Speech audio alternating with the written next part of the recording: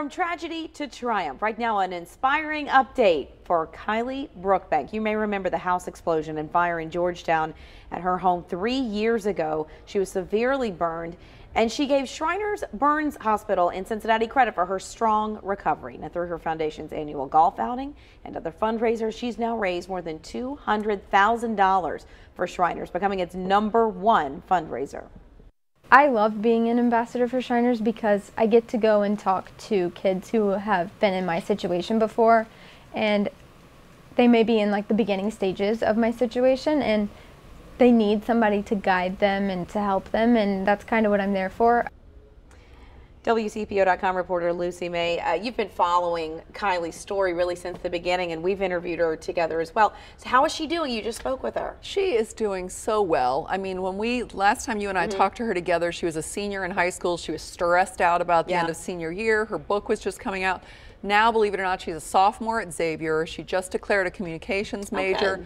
That stresses her out a little bit, but she's terrific. She continues her work as an ambassador for Shriners. She's raising all kinds of money, and she just has a great head on her shoulders as always. And just this week, they named the family burn unit there for her. Right. They have a number of family care units where families can stay when their children are staying at Shriners overnight, and the family care unit where Kilee's mom and stepdad stayed is now named for Kilee because of all the money that she's raised for Shriners. And I remember her saying that was really important, that the family stayed together, because this is obviously, I mean, if you look back at what she looked like, oh my gosh, this is amazing. Yeah. And so all those days she was at Shriners, her family was there with her, and she talked about how important that was. Yeah, that support. She talked again about how that support meant so much for her to have them there.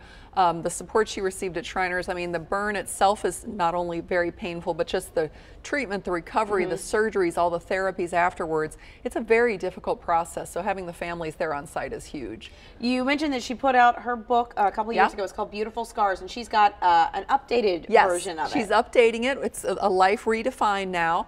She's giving people an update because when the book first came out, as we said, she was still a senior in high school. Now she's been in college a couple of years, so she's updating people on kind of where she is, what she's doing, what college decisions she's made, and kind of how things are going from here.